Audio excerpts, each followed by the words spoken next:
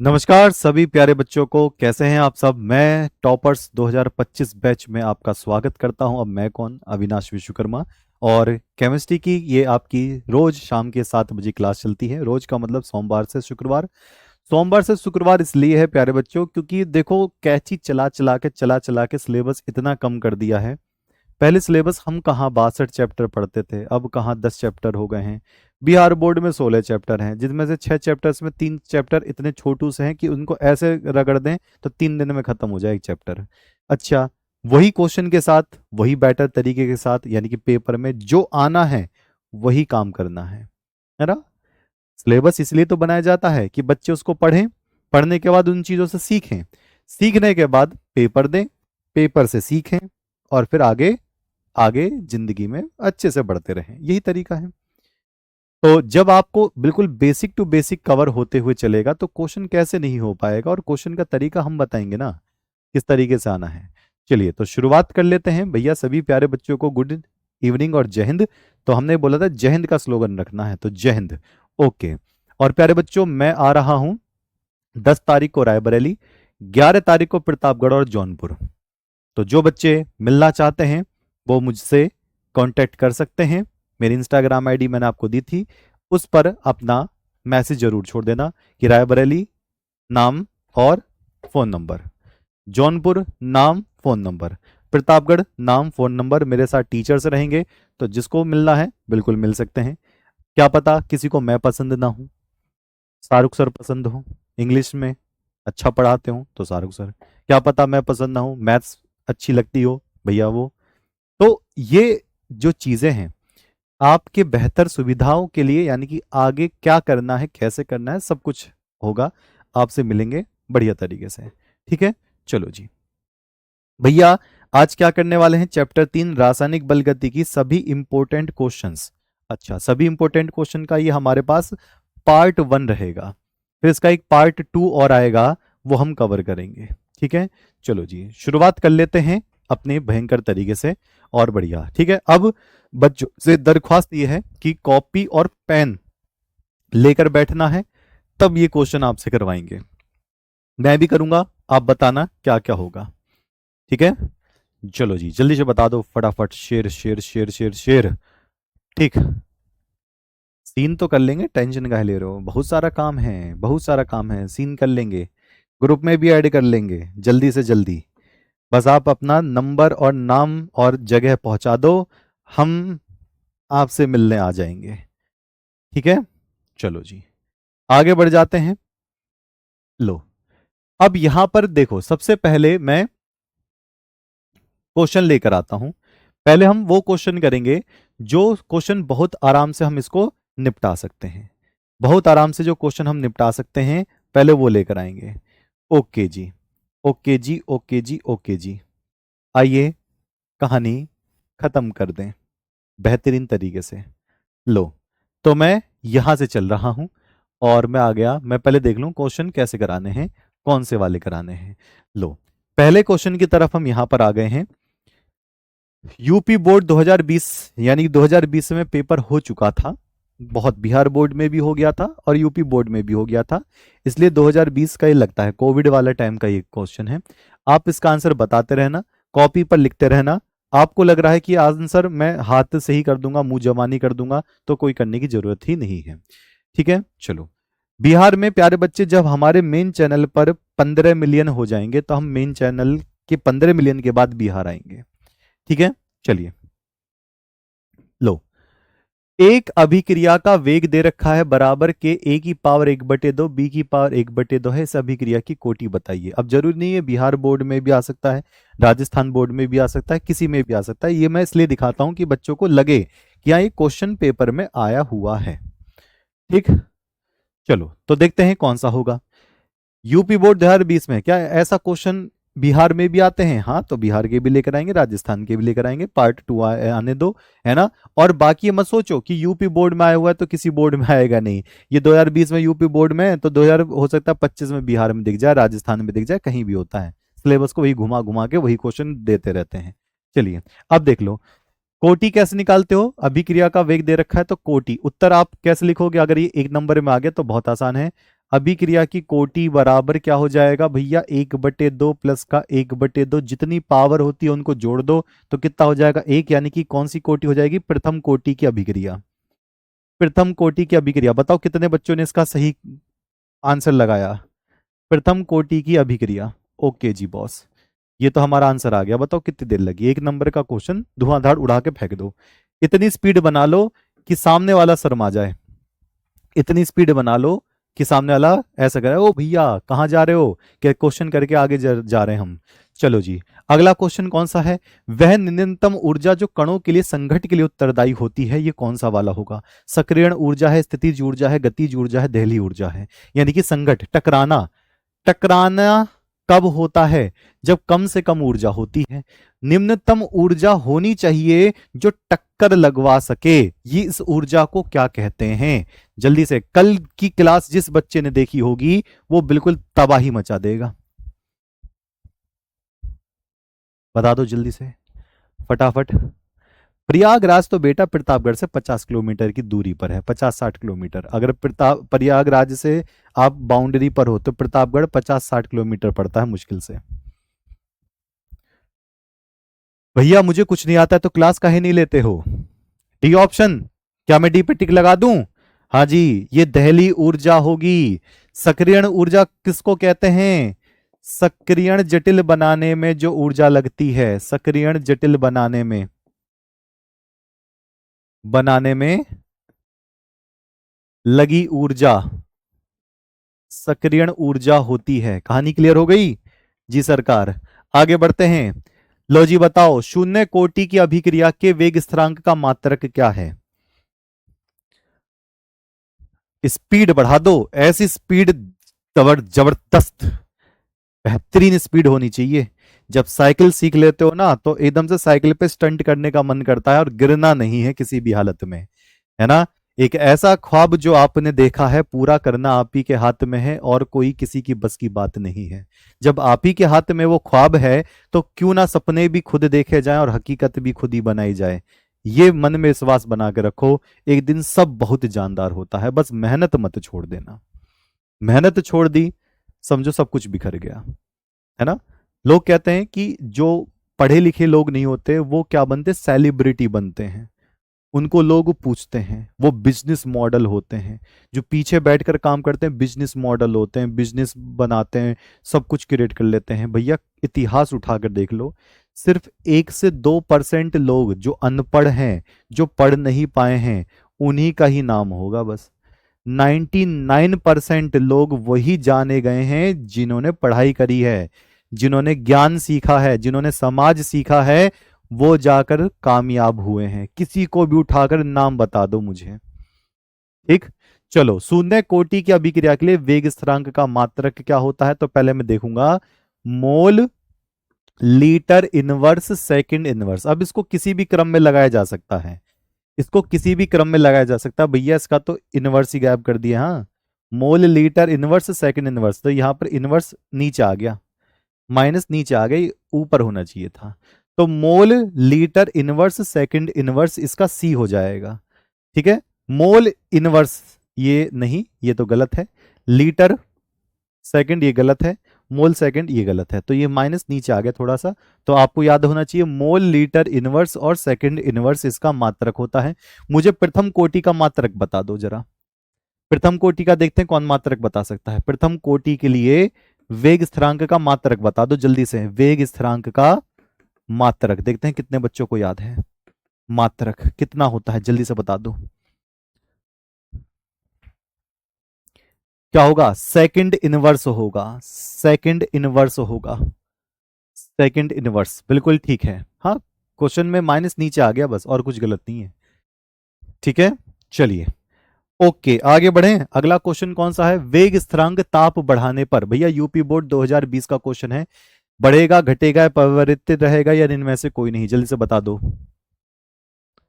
ठीक, स्क्रीनशॉट लेने की जरूरत ही क्या है, ये तो आपकी पीडीएफ वैसे भी बोर्ड पीडीएफ आपके इसमें ऐड हो जाती है, तो स्क्रीनशॉट लेकर तबाही काहे मचानी है।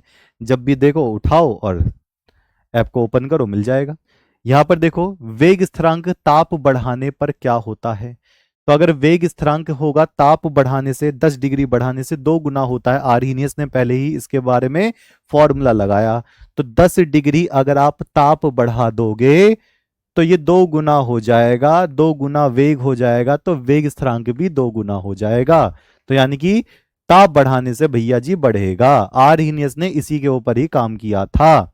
बिल्कुल सही बात है। तो ये हो जाएगा ए ऑप्शन, बिल्कुल सही है। जिन बच्चों ने ए ऑप्शन टिक लगाया है सल्यूट। चलिए जी आगे बढ़े। कहानी क्लियर है? कहानी क्लियर है? चलो जी अगला क्वेश्चन करते हैं। क्या लिखा हुआ है यहां पर? किस कोटि की अभिक्रिया के लिए वेग तथा वेग स्थिरांक की इकाई समान होती है? ये गड़बड़ कर दोगे। अगर किसी को ध्यान से देखना होगा तो यहां पर ध्यान से देखकर जरूर लगाओ टिक। किस कोटि की अभिक्रिया के लिए वेग तथा वेग स्थिरांक की इकाई समान होती है? कौन सी है भैया वो? जल्दी से बता दो फटाफट। तो यहां पर हम देखेंगे वेग बराबर के और आर की पावर, हम कोटि लगाकर देखेंगे। के क्या है? वेग स्थिरांक। वेग बराबर वेग स्थिरांक कब बराबर होगी? जब यहां पर ये जीरो कर दिया जाएगा। जब मैं आर की पावर जीरो करूंगा तो ये कैसे लिखूंगा मैं? वेग बराबर के, ये तो लिखूंगा। इसका मात्रक इसके मात्रक के बराबर हो जाएगा। यानी कि जब यहां जीरो करोगे तो ये खत्म हो जाएगा, तो वेग बराबर के हो जाएगा। तो जब शून्य कोटि होगी, शून्य कोटि में वेग का जो मात्रक होता है वो वेग स्थिरांक के मात्रक के बराबर होता है। तो ये होगा कौन सा? शून्य कोटि में। तो ध्यान रखना शून्य कोटि में सांद्रता नहीं ली जाती। शून्य कोटि अभिक्रिया में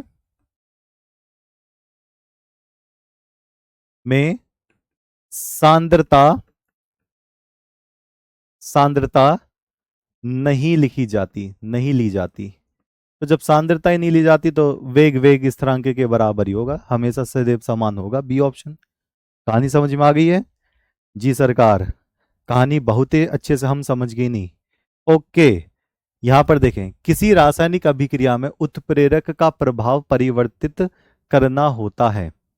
उत्प्रेरक का प्रभाव परिवर्तित करना होता है। किसको परिवर्तित करना होता है उत्प्रेरक का प्रभाव? बताओ। उत्प्रेरक का प्रभाव परिवर्तित करना होता है, यानी कि उत्प्रेरक का प्रभाव किसको परिवर्तित करेगा? का प्रभाव किसको परिवर्तित करेगा? किसको परिवर्तित करेगा? ठीक है, बता दो जल्दी से। क्या उत्प्रेरक सक्रियण ऊर्जा को परिवर्तित करेगा, अंतिम उत्पाद को, अभिक्रिया ऊष्मा को, या साम्य सांद्रण को? ये मैंने कल बताया था, याद होगा तो आपको। इस तरीके से मैंने बनवाई थी। एक सक्रियण ऊर्जा, फिर दूसरी सक्रियण ऊर्जा। तो दूसरी वाली नीचे क्यों गिर गई थी? क्योंकि उत्प्रेरक आ गया था, और उत्प्रेरक आ गया था तो सक्रियण ऊर्जा को प्रभावित कर देगा। सक्रियण ऊर्जा नीचे गिरते ही क्या होगा? स्पीड बढ़ जाएगी। तो उत्प्रेरक अगर आता है तो सक्रियण ऊर्जा के मान को प्रभावित कर देगा। लो, ए ऑप्शन कितना क्लियर है? यानी कि ऐसे क्वेश्चन आते हैं क्या? हाँ जी बाबूजी, ऐसे क्वेश्चन आते हैं। क्या हम यूपी बोर्ड 2023 का क्वेश्चन करके देख लें एक? अच्छा, अभिक्रिया A प्लस 2B उत्पाद के लिए वेग स्थिरांक समीकरण R बराबर के B की पावर 2 द्वारा व्यक्त किया जाता है। तो अभिक्रिया की आणविकता होगी, अभिक्रिया की आणविकता, ठीक है, वेग स्थिरांक समीकरण R बराबर के, नहीं नहीं इसमें थोड़ा सा गड़बड़ है। इसमें ये वेग समीकरण बराबर होगा के। लो अब बताओ, बराबर यह क्या आता है? के ए की पावर 1 बी की पावर 2 द्वारा व्यक्त किया जाता है। तो अभिक्रिया की आणविकता क्या होगी? यूपी बोर्ड 2023 में क्वेश्चन आया है, जल्दी से बता दो, जल्दी से फटाफट।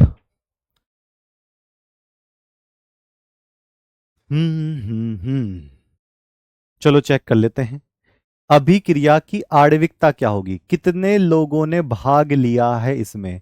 तो ए अकेला है और बी दो हैं।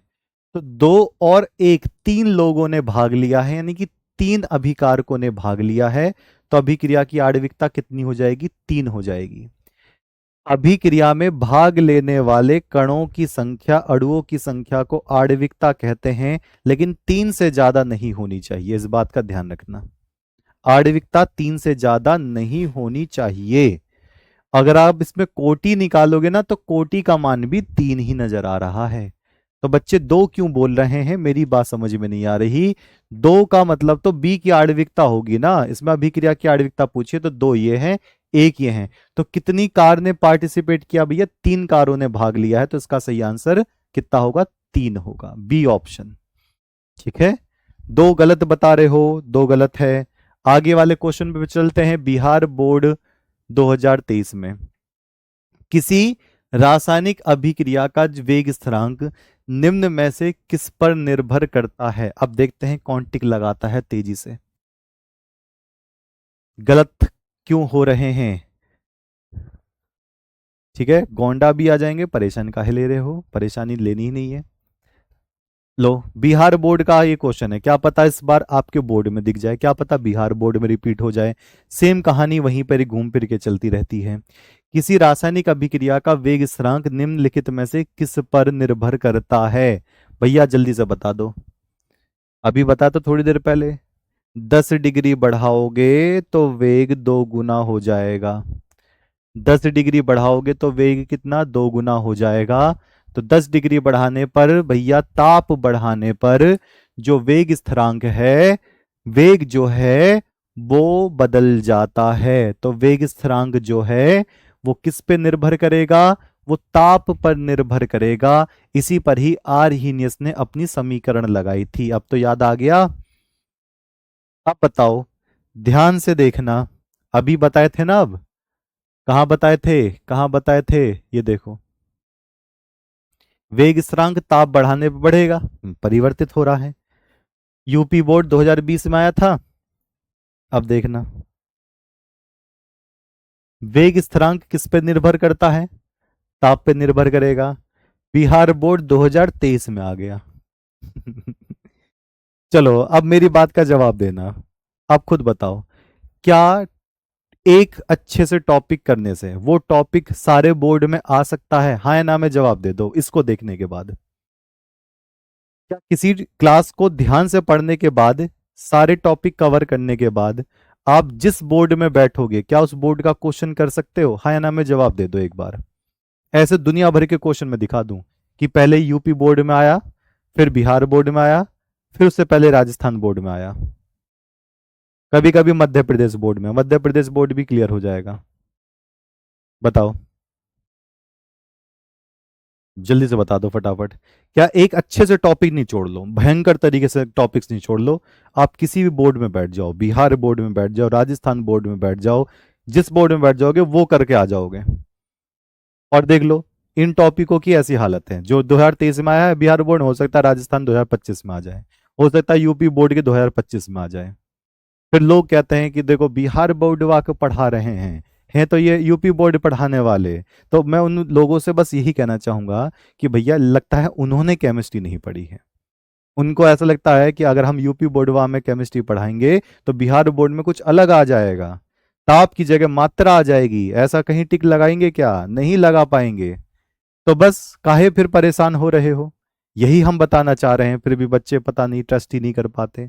बच्चे कहते हैं पहले हम आकर हमसे मिलो, फिर बताओ कि ये आएगा नहीं आएगा, ये टॉपिक हमारे लायक है नहीं है।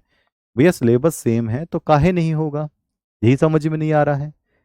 क्या राजस्थान बोर्ड में पानी का फॉर्मूला H2O की जगह पर P2O हो जाएगा क्या? नहीं, सब कुछ वही है। बस लो, आगे देखो। ई कौन सा क्वेश्चन दे दिए हैं? रासायनिक अभिक्रिया 2A+B आगे दे रखी है, C के दर को निम्नलिखित में से किसके द्वारा निरूपित किया जा सकता है? अच्छा, किसके द्वारा निरूपित किया जाएगा, चेक कर लेते हैं। बिहार बोर्ड 2023 में पूछा गया है, बता सकते हो? तीनों का अलग अलग निकाल कर वेग बता दो और तीनों से मैच कर लो। तीनों का अलग अलग निकाल के तीनों से मैच करा लो। किसके द्वारा निरूपित किया जा सकता है? अच्छा, इसमें एक गड़बड़ी है, यहाँ प्लस नहीं लिखे हैं। लो, अब बताओ, बड़े आराम से बताओ, बड़े आराम से।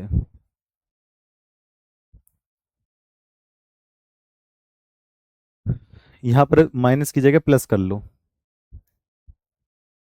देखो, रासायनिक अभिक्रिया 2A+B दे रखी है, तो इसको 2 को कैसे लिख सकते हैं? 1/2 में, माइनस का 1/2, यहाँ क्या हो जाएगा? DA। इसको ब्रैकेट में लिखना चाहो ब्रैकेट में लिखो, मत लिखना चाहो मत लिखो। DT बराबर B का कैसे लिखूंगा? माइनस DB/DT बराबर, इसको कैसे लिखूंगा? प्लस, तो प्लस DC/DT।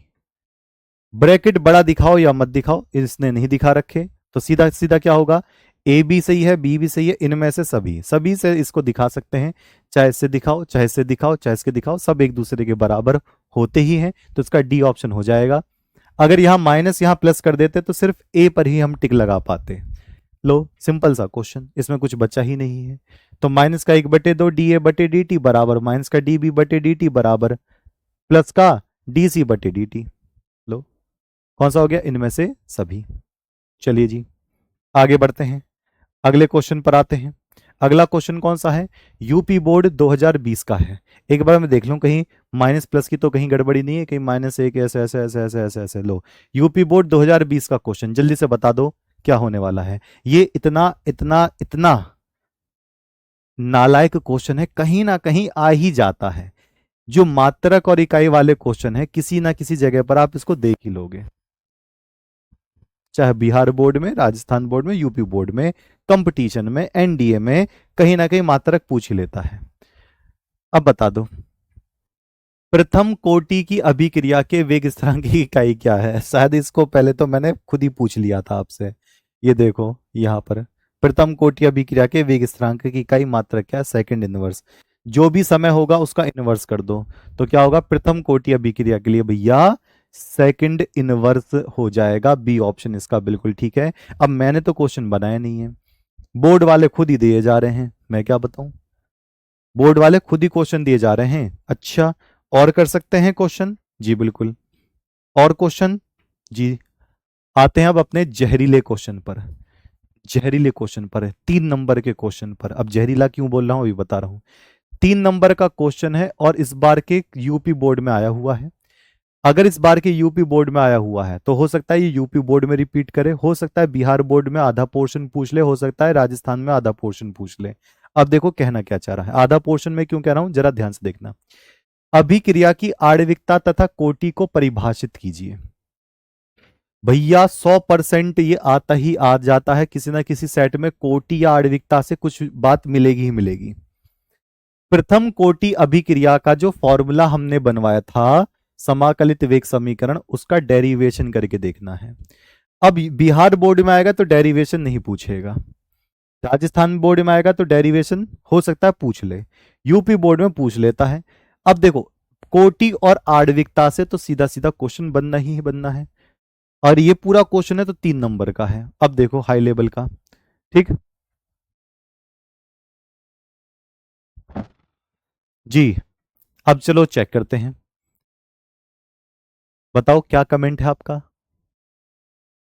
चलिए उत्तर लिखते हैं, अब देखते हैं मुझसे पहले किसका उत्तर आ जाता है। अभिक्रिया की आणविकता, किसी अभिक्रिया में भाग लेने वाले कुल अणुओं की संख्या को अभिक्रिया की आणविकता कहते हैं। इसका मान 0 और 3 से अधिक नहीं हो सकता। अभिक्रिया की कोटि, अभिक्रिया के वेग समीकरण में सांद्रताओं की घातों के योग के बराबर अभिक्रिया की कोटि होती है। इसका मान 0 और 3 से ज्यादा हो सकता है, ठीक। अरे भैया 2024 यूपी बोर्ड में आया हुआ है ये, 7 सेट होते हैं अलग अलग हर एक मंडल के हिसाब से। इसका पेपर भी मेरे पास है, देख सकते हो वहां पर। डालना यूपी बोर्ड एनालिसिस RWA, पूरा पेपर दिखाया है, उसमें से ये निकाला है मैंने।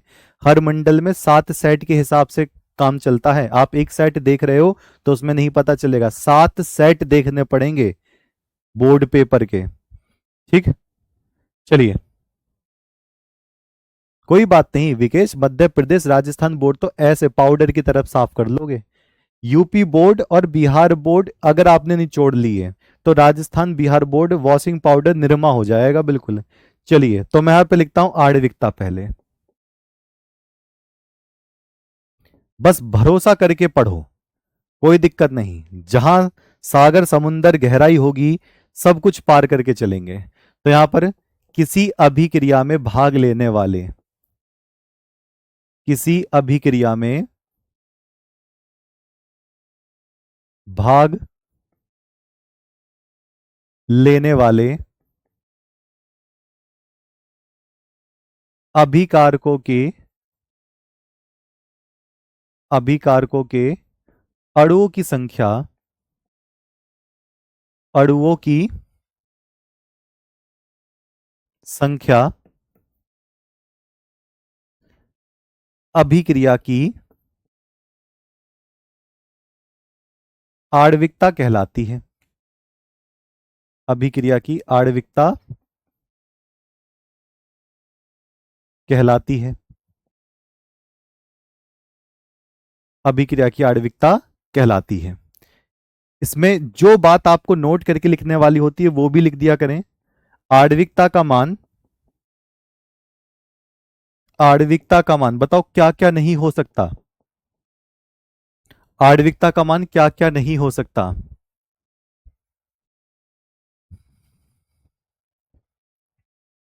ठीक, केमिस्ट्री सारे बोर्ड की चल तो रही है क्लास, अभी से क्या क्या बता दें, करा तो रहे हैं, तैयारी करिए। चलो बताओ।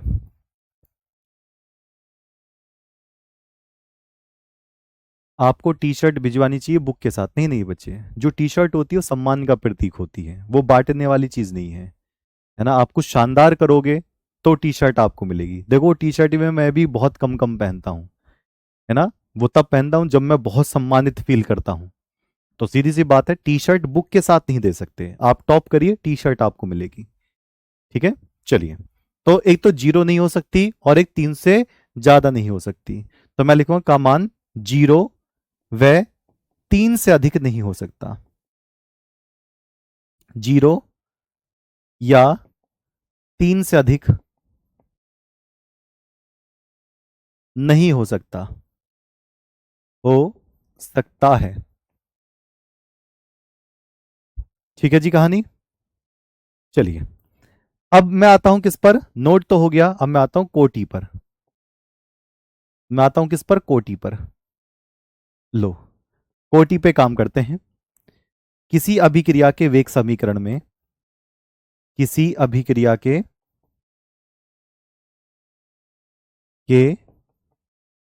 वेग समीकरण में, किसी अभिक्रिया के वेग समीकरण में अभिकारकों की सांद्रताओं के घातों का योग, अभिकारकों के, अभिकारकों की सांद्रताओं, सांद्रताओं के घातों का योग, घातों का योग अभिक्रिया की कोटि कहलाती है। अभिक्रिया की कोटि कहलाती है। अभिक्रिया की कोटि कहलाती है। ठीक, ओके। चलिए इसमें नोट करके मैं क्या लिख सकता हूं, इसमें नोट करके मैं लिख सकता हूं अभिक्रिया की कोटि का मान, कोटि का मान शून्य, कोटि का मान शून्य या तीन से अधिक भी हो सकता है, अधिक भी हो सकता है। ओके, अब क्या बात आई, ये तो हो गया, एक नंबर का हमारा काम खत्म। अब हमें काम करना है, क्या काम करना है, क्वेश्चन नहीं हो रहे हैं तो इससे पहले क्लास पूरी कंप्लीट करो। जिस चैप्टर के आप क्वेश्चन करते हो वो क्लास पूरी कंप्लीट कर लिया करें। ठीक, अब क्या करना है, प्रथम कोटि अभिक्रिया के वेग स्थिरांक की समाकलित वेग समीकरण व्युत्पन्न करें, यानी कि डेरिवेशन बनाना है। चलो जी, प्रथम कोटि का डेरिवेशन चेक करेंगे कैसे करना है, फॉर्मूला बनाना है। तो यहां पर मैं लिखूंगा यहां पर मैं लिखूंगा प्रथम कोटि अभिक्रिया का, प्रथम कोटि अभिक्रिया का समाकलित, समाकलित वेग समीकरण, समाकलित वेग समीकरण। ठीक, चलो, किन किन बच्चों को ये डेरिवेशन आता है? हाँ, पेपर में नोट करके लिखो, काहे नहीं लिखोगे, विशेष करके लिखो। नोट पे तो सबसे पहले नजर जाती है, किसी एग्जामिनर की सबसे पहली नजर नोट करके जाती है। बच्चे ने लिखा, अरे सही लिखा यार, ये तो नॉलेजेबल बच्चा है, ये तो नॉलेज वाला बालक होना प्रसिद्ध कर दो बस अपने आप को, अपने आप नंबर मिल जाएंगे। अब किसी कॉपी पर आप लिखते हो, कैसे बताओगे कि आपके अंदर नॉलेज है? पहली बात, ऐसे नोट लिखकर। दूसरी बात, अक्षर शब्द वाक्य बिल्कुल साफ साफ लिख कर आओ, एग्जामिनर नंबर ही नहीं काटता। ठीक, चलो चेक करते हैं। पहले मैंने देखा आर से लेकर पी, फिर मैं इसका डेरिवेशन करूंगा। इसका मैं वेग लिखूंगा तो माइनस का डी आर बटे डी टी, माइनस का डी आर बटे डी टी बराबर क्या होगा? बराबर के और आर की पावर 1। ये वेग ही तो होता है, वेग। ये वेग की जगह पर मैंने इसका वेग लिख दिया, तो माइनस का डी आर बटे D T is equal to K R की पावर 1। 1 क्यों आया? क्योंकि प्रथम कोटि है। अब यहां से काम करेंगे, माइनस को उधर भेजेंगे, डी टी को उधर भेजेंगे, तो यहां पर हो जाएगा, इसको उधर भेज दो, आर आर को एक तरफ भेज दो, तो डी आर बटे आर, डी आर बटे आर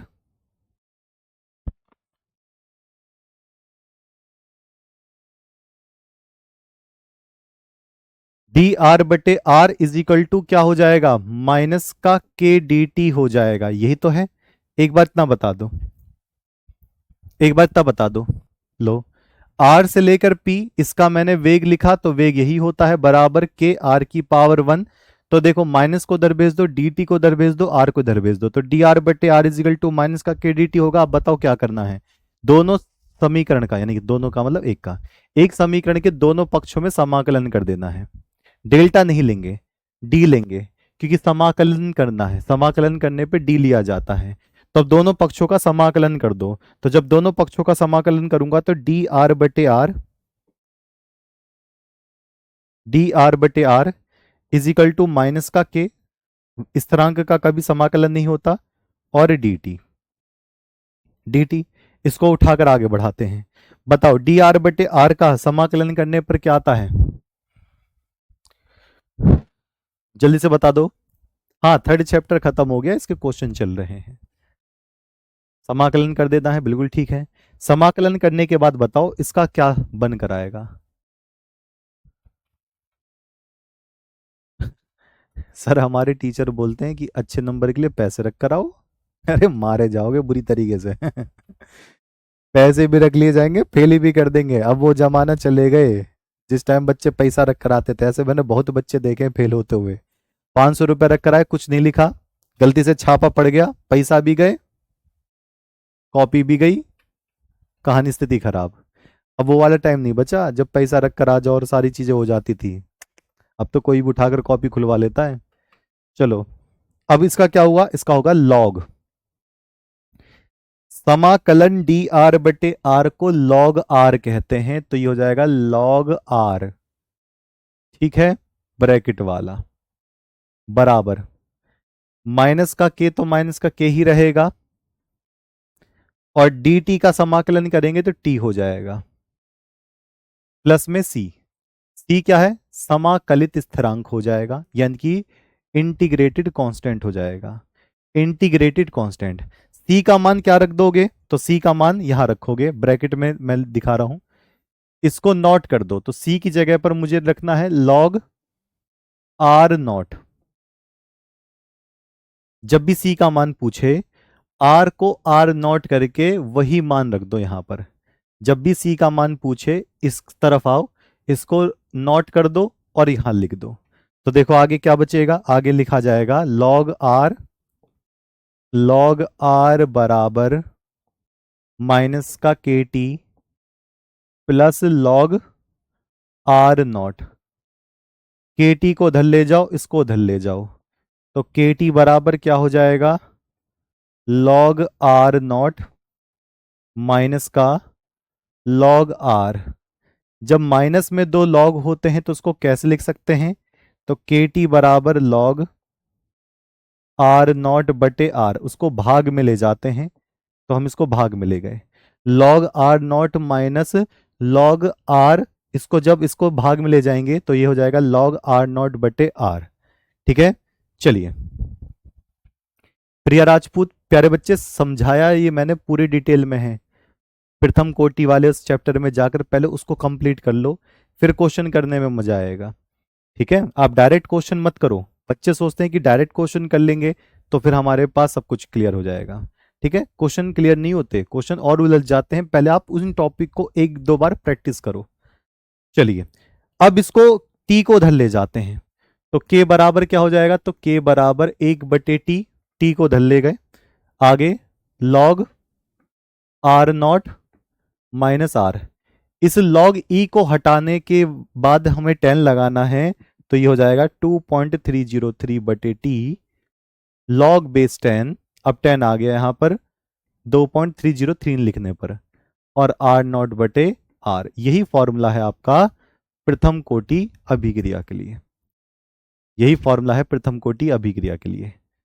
चलिए तो देख लो एक बार फिर से, आर से लेकर पी, मैंने इसका वेग लिखा बराबर के आर की पावर 1, मैंने डी टी को दर भेजा, आर को दर भेजा, माइनस को दर भेजा, तो डी आर बटे आर इजिकल टू माइनस का के डी टी, दोनों तरफ इंटीग्रेशन कर दो, तो समाकलन डी आर बटे आर इजिकल टू माइनस का के समाकलन डी टी, इसका समाकलन होता है लॉग आर, इसका समाकलन होता है टी, तो लॉग आर बराबर माइनस का के टी प्लस सी, सी की वैल्यू निकालनी है तो इसको नॉट लगाकर चुपचाप यहां रख दो, तो यहां पर रखा, तो लॉग आर बराबर माइनस का के T plus log R not, के टी को उधर भेज दो, इसको उधर भेज दो, तो के टी बराबर लॉग आर नॉट माइनस का लॉग आर हो जाएगा, तो के टी बराबर लॉग आर नॉट बटे आर हो जाएगा, क्योंकि माइनस में दो लॉग हैं तो भाग में आ जाता है, इसको टी को दल ले जाए तो के बराबर 1/t लॉग आर नॉट बटे आर, लॉग ई से लॉग 10 बदलना है तो यहां पर 2.303 मल्टीप्लाई करके देख लो, ये आंसर आ जाएगा।